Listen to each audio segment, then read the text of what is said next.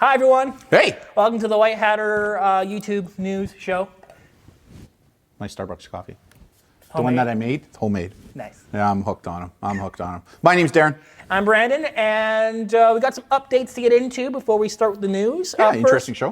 First update we got, live interview. on the YouTube channel Great now. Interview we did with Mathew Johnson of Media Smarts, talking about, media. Tech stuff. Yeah. Tech and family. I mean, and what Media Smarts, which is a not-for-profit here in Canada, one of the biggest, and everything they're doing to keep families up to speed on what's going on online and education, educators, they just have a ton of stuff.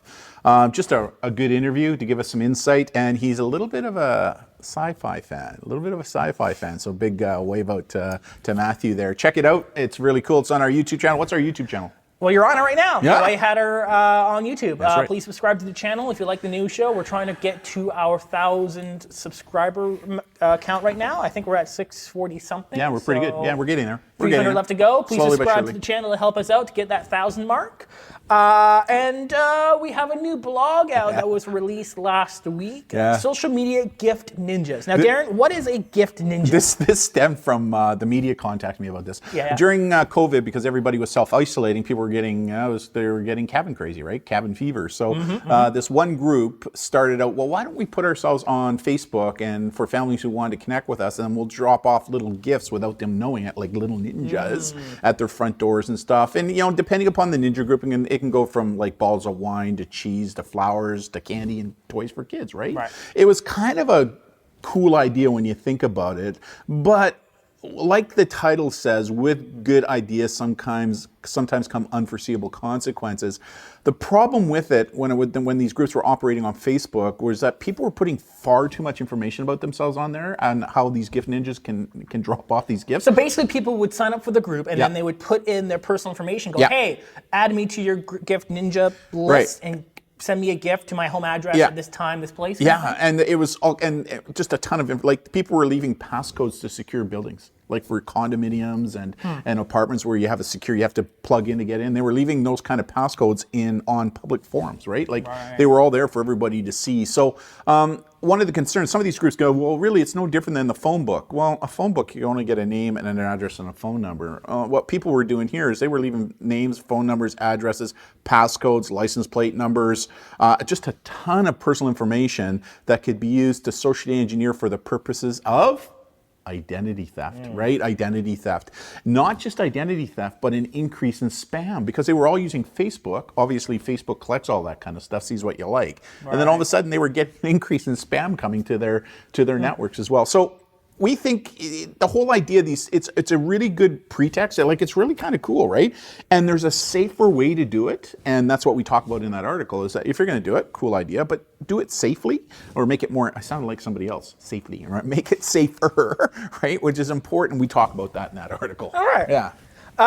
Then we have Ninja. And then we have an interesting article that was posted on the White Hatter Facebook page last week, talking about, from the New York Times, an opinion piece about how coronavirus has made it obvious that teenagers should start school later. And this article, we had a lot of comments from people who follow us on that page, talking about what they're experiencing with their teens at home and how accurate or inaccurate this opinion is. It was one of the most commented articles we've ever posted on our Facebook page. It was amazing. And it's all about the fact that sleep patterns, because there's been an argument for years that school should be, instead of starting school at 7:30 or 8:30, they should actually be pushing it up to 9, 10 o'clock. Right. Because these researchers were saying, hey, listen, it allows kids' brains to sleep, to develop easier learning. And, there's a lot of theory behind it. Well, COVID has kind of forced the theory into practice, right? So a lot of parents were starting to really concern themselves that their kids weren't getting up at 7 and weren't doing their work and all this kind of stuff. Well, 71 parents there, of the 71 comments, I would say 99.9% of the comments came in were from parents who said, you know what, my kid is sleeping into 10 or 11 o'clock now. They're doing all their schoolwork without any problems. They're not as agitated anymore. It's actually working for them. And so Even a couple of educators have piped in and said, you know what, like we've been saying this for years, but there's a lot of pushback now because, you know, if we push school back from 7:30, 8, 9 o'clock, all of a sudden now busing schedules have to change. What about sporting events? What about parents who are using school for childcare? Now they can go to work between 9 to 5. You know, all these, it's bigger than one thinks. But when you look at the issue of sleep and start times and learning, it was very interesting when you read the comments on this page. So I would encourage everybody who's watching us right now, if you have an opportunity to go over to our Facebook page, which is White Hatter Team. White Hatter Team. And the link will be in the description in the YouTube show notes. Head there and look at the 71 comments. It was extremely enlightening to see some of these comments, not just from parents, but from educators as well. And there was a couple that were contra in nature who said, you know what, this makes no sense. What about when they have to, you know, they have to get up at certain times to go to work and stuff? I get it. But again, you know, one of the things to think about when it comes to educating is that we're all different, including kids, and what may work for one may not work for another. So it's kind of interesting, right? Really interesting to have a read of the entire thread. Check it out. Alrighty. White Hatter Facebook. Then we have one of our team members, Julia from the White Hatter team. She's our school education privacy expert, and she made some comments on this news article talking about online classes and the privacy risks schools face by having students learn online. Did you read it? I skimmed it a bit. Yeah, I read it. I mean, she's working on her PhD right now in privacy as it relates to education in Canada. She's just probably one of Canada's foremost when it comes to education and privacy. And you know what she's saying basically in the article goes what we say, with convenience comes vulnerability. So a lot of these apps that are out there that our teachers are using are pretty cool. But with that comes some privacy issues and being able to kind of weigh the risks between the two, and that there's certain things that we should be doing, especially educators, before they are adapting these apps and using them in the classroom, right? Just to make sure that we're covering off some of those privacy things. This kind of segues nicely into another event that we're going to be hosting, which is the sharenting thing that we're going to be talking about later on, right? Where we're doing this presentation on sharenting and understanding how sharenting, the sharing of information, can also be somewhat problematic for your kids later on in life, right? So check out the article. You can read it on our Facebook page, which is White Hatter Team. White Hatter Team on Facebook. Thank you, Julia, by the way, for writing such a great article and being a part of the White Hatter Team. Yeah. In the news. In the news. So first thing in the news. Do you like that? It drives you crazy, right? I know. Every time. I know. Now Secure kind of has aggregated some mobile app statistics over the last couple months in terms of how mobile apps have been used in the last little bit, given how more people are at home now. Some interesting stats that Now Secure pulled. Global consumer spending in apps increased 36% from mid-May. So mid-March to early May, while the U.S. use of smartphone apps soared 45%, according to AppFlyer. Doesn't surprise me. Does that surprise? I'd actually thought it'd be higher. Well, because maybe more people are using more desktop-based tools. Boomers. Yeah, but I would assume like students at home would be using laptops. Maybe. Interesting. Doesn't surprise me. As more employees are working from home during the first quarter of 2020, business app installs jumped 70% globally, and user sessions increased 105% from a year ago. What are business apps? Business apps are things like Zoom, Skype, Microsoft, Word. So apps that are primarily used for business applications. Again, doesn't surprise me. Makes sense. Doesn't surprise me. We just hope that those people are securing their home networks properly, because we're going to talk about that in a little bit, right? Yeah. Because what we're going to be talking about over the next little while, although they're data breaches, they're specifically important because it really applies to the home. Yeah. Yeah, for sure. What's that last category? Food and drink app installs. Oh, these are your favorite. Have risen 21%. The food, not so much the drink apps. Okay. Food and That's drink me. apps. No, that's not me. That's your mom. Have risen 21%, and installs of entertainment apps such as streaming services have skyrocketed 132%. See. So, obviously, skip the dishes kind of thing. So people ordering on their phone. Popcorn, beer, and movies. That's basically the three, right? Food, popcorn, installed drinks, and entertainment, movies. There you go. Yeah. Popcorn, beer, and movies. All right. Again, doesn't really surprise me. I mean, can you imagine, we've said this before, can you imagine what it would have been like to go through this pandemic 15 years ago? When we didn't have social media to turn to to make this physical distancing more social. Like, I couldn't imagine, right? Like, anyways. Yeah. But so that doesn't really surprise me.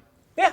Doesn't really surprise me. Well, with the convenience of this stuff comes some vulnerability. Some vulnerabilities. Such as there was an interesting data breach. This is more sort of U.S. based. Tellus, isn't that? No, right? no affiliation. There's two L's in this. No affiliation with the Canadian telecommunication service. That is, different. All right. As probably why this app's probably not in Canada, because if it was, they would probably be sent to cease and We should have put a desist. bleeping. This is not Tellus Canada. No. This is not Tellus Canada. No, this is Tellus America. So what happened? So this is an app for real estate people, like homeowners, landlords, those kind of people. Yeah, okay. This is an app helping to manage finances, communications with tenants, those kind of things. So it's a management app to help with landlords, basically. Data breach. There was an open. The data for this app was open on an Amazon web server. Anyone can access it. And what was revealed that was completely open to the public were chat logs of private messages between platform users, including landlords, tenants, building managers, investors, and support staff between early 2018 January 2020. Timestamp of property owner transaction records, detailed tenant lead and payment records, full names of users, including verified tenant and property owners, email addresses, and phone numbers. So It screams identity theft. it's not a massive data breach. Only 6,800 user records were involved in this open data breach. Yeah. But that being said, if you are a landlord, you use this, or you are a tenant of a landlord, and you know they use this, cause for some concern. You've done work with the realtors, right? Like you've done a conference for them. Yeah, and we were work with talking- our local real estate board. Yeah. What do you think about these things that are going on now? I've seen a few now where you can do a virtual tour of the home, right? Where realtors are going in, they're recording everything that's going on in the home so that people can see it from outside of the home. What do you think about those from a safety and security standpoint? The reason I mention this is I was going through one and I went, oh, look at that. There's a jewelry box right there in the bedroom. Wow, look at that stuff over there. It's no different from regular virtual tours. But So I mean, there's businesses that some realtors hire production companies and they come in and they do pre-recorded virtual tours. right, but what do you think about that from a safety standpoint? Like Well, if The best practice would be to remove any personal information and all valuable items. okay. I think that's a I just general. wanted to ask. When I was sitting through this one locally, and I'm going, wow, jewelry box. Look at all this stuff in the bedroom. I know exactly where to go now to get that stuff. It's as if I was, if I was hunting to break into a home, even better, because I know that the homeowner's going away for 2 weeks because they posted in their social media platforms. I'm now going, oh God, I know exactly where I want to go because I want to get in and get out really fast, right? Yeah. So just hide those things when you do those tours. Yeah. Okay. Just thought I'd ask. Put them out of frame. Yeah, just a good thought. Put them out of frame. Just thought, thinking from a criminal standpoint.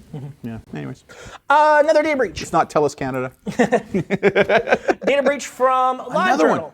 And now this is a bigger one. This is a 26 million user account data breach. Just why we talk about these data breaches a lot. Why is this important for the average Joe who's watching this show right now? Because I think it's important that we frame it. Yeah, well, I think these are important because it really emphasizes that although you may be using an app to help your life in some way, there's no guarantee it's private. More importantly, especially for this one, that passwords were also hacked as well. Open passwords, plain text, open readable passwords, which means as humans, a lot of people reuse their passwords.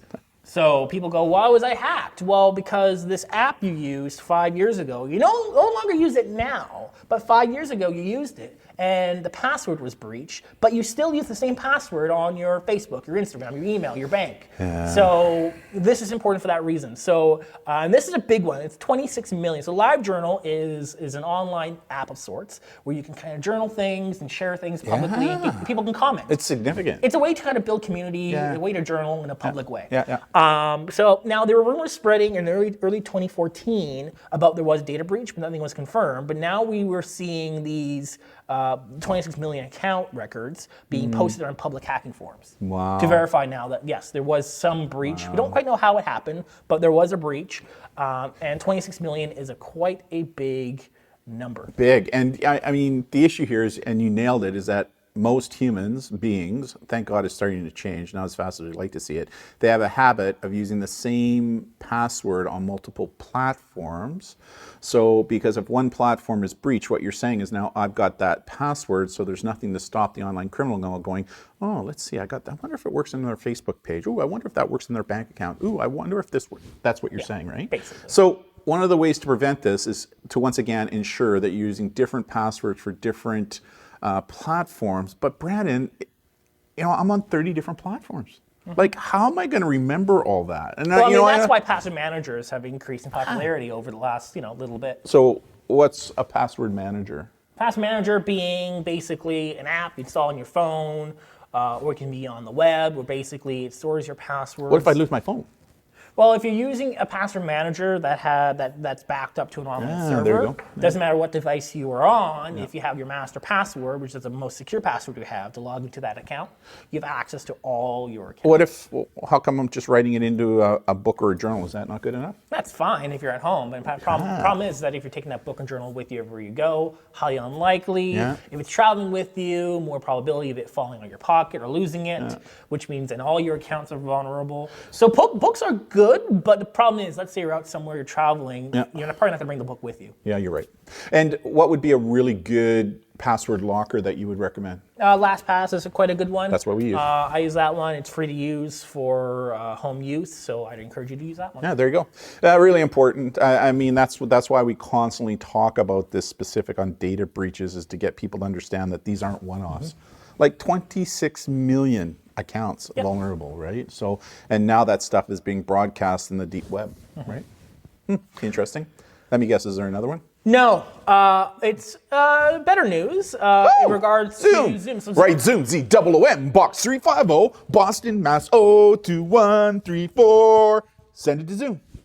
Different Zoom. Okay. The Zoom video conferencing The web platform. boomers know what I just said there. Yes. The boomers know what I just said The Zoom video conferencing web platform. So Zoom released this PDF a couple days ago or last week, talking about how they are now, their plans to move to end-to-end encryption, meaning your video connection between you and the person who you're talking to is encrypted. Even Zoom themselves cannot see or have access to what's happening. Hold on. But Zoom said they were encrypted. They were, but they weren't, right? So, can you kind of explain that? So Zoom does use transport layer encryption. What's transport layer encryption? Meaning you're speaking very technical stuff. Meaning if we're having a Zoom meeting. You and I. Yeah. Okay. Basically, from here to here is encrypted in transit. Okay, so let me get this straight. From here to here, it's encrypted. It's what you just did. Okay, gotcha. Once it reaches here or here, it's unencrypted. Or on Zoom's end, it's unencrypted. Okay, as well. gotcha. So if somebody was trying to sniff it or see it between you and I, they wouldn't easily be able to see it. Right. So but if they had access to your end or my end, then they could see it. So if they had, let's say Zoom had an employee who really didn't have a really good ethical, moral compass, they could see and hear what's going on. Potentially. Gotcha. So what have they done with this then? So it's not effective yet. It's they in this document they put out a 4-part phase plan on how they're going to implement end-to-end encryption. Now this is only going to be for people who Is this going to be free? No, it's going to be for the paid subscriptions. Because end-to-end encryption costs more money to host and manage. When you think about this from a marketing idea, schools are going to be under huge pressure to go with encryption, right? It's going to be a big money-making venture for them, right? For sure. Now, what's interesting about this is that although this is great from a security standpoint and privacy standpoint, the issue is it will make Zoom less accessible. So for people who want to use the Zoom encryption method, you have to install the Zoom application on your computer. You can't use the web version. Really? Correct, because the web version will be transport layer encryption. And it will disable call-in, so using a phone to call into the meeting, because that's something now considered unsecured. Really? So you have to use the Zoom app, because that is what does the encryption. It makes sense. With VPN, same thing. So for our VPN, if we want the best encryption, we got to actually install the app to make that work. So, I mean, there's pros and cons to this. So did they say how much it's going to be, or is there anything out there? It should be bundled in with the paid subscriptions. Okay. Because you're already paying for the service, so they're just adding encryption onto that. But yet, Apple with their FaceTime, you don't pay for it; it's included, right? Because they're full end-to-end encryption, right, with their FaceTime. I believe They so, are. yes. Yeah, they are. But Apple makes money elsewhere to make that up. Yeah, for sure. And Apple phones cost a premium. Yeah, and the other thing too is, what if somebody doesn't have an Apple phone? Let's say if you have an Android and I have an iPhone, I want to do a Zoom meeting. Well, that's why Zoom became so popular in the last couple of months, because it was multi-platform. See, you have things, you have... But there's other platforms out there. I mean, we use a platform called... we use Blue Jeans. We use Blue Jeans. For our comm. They just got bought out by Verizon in the United States. Did you know that? I did not know Yeah, they did. They just got Verizon went, ooh, this looks like a really good company and a business, because they did everything. I mean, a couple of years ago when we were looking at conferencing software, you looked at Zoom, you looked at a whole bunch of them, and you picked Blue Jeans for a reason, right? What was that reason? More so for accessibility. It was easy to have accessibility and compatibility. Yeah, for sure. Yeah, for sure. So, pretty cool. I mean, again, big shout out. What I liked about Zoom is when these problems, because the platform was never really designed for this mass use, for what was happening with it, right? And by default, people were turning to it because there was nothing else there. So, I mean, credit to the owner of Zoom who came out when all these issues over Zoom bombing and security came out and said, mea culpa, we're working on it. Well, he put his money where his mouth is, right? I mean, he has put the money and effort in and got the right people to kind of fix those issues for a premium, right? Like, it's like anything else in life. I mean, you have to pay for it as well. And so it'll be interesting to see how this progresses for sure. I definitely see businesses, corporations who are using Zoom, who want to keep things more, secure, encrypted, are definitely going to go with this. I would imagine schools will because of public pressure for privacy, will probably look at if they're still using Zoom to think about doing that as well. So, I mean, good on them. Yeah. Right. They did something about it. They heard the complaints, and rather than saying, oh well, they actually did what they said they were going to do right now. So it'll be interesting to see what the final product looks like as it rolls out. Yeah. Yeah, for sure. Cool. Yeah. Looking forward to next week. We got a couple really cool interviews this week coming up with our Thinkable Thursdays, right? Yes, we're recording those these weeks, and then they're going to be going out within the next little bit. Yeah. Who our last Thinkable Thursday this week? We've already recorded it. Who's that with? Or the one that we're doing? I believe that's with Justin. That's just Justin with Boomerang. Yeah, so that's coming out on Thursday, and then we're doing some more recordings this week, come out on the following Thursday. Yeah, I'm really looking forward. I'll be speaking with the e-safety commissioner from Australia. I'm really looking forward to that one. But Justin's interview is quite cool. He's the creator and developer of an app called Boomerang, which is a family filtering and monitoring software, third party. And we had some really interesting discussions about how he developed some of the challenges and where the future is going, specific to some of this technology. So make sure you check that out. And then obviously we'll be doing this weekly YouTube show. Right? And more webinars are going to be announced this week as well. So look out for that. What are we going to be doing? I haven't announced it yet. We're working on that right now. It's a secret. Ninja. They should be out probably by the end of the week of what's coming up for July. Excellent. Really looking forward to those as well. So, yeah, really cool. Good show. Yeah. Quick and dirty, as I like to say. So, on behalf of myself, I'm Darren. Brandon, thank you so much. And we'll see you next week. See ya. Bye, everyone. Bye.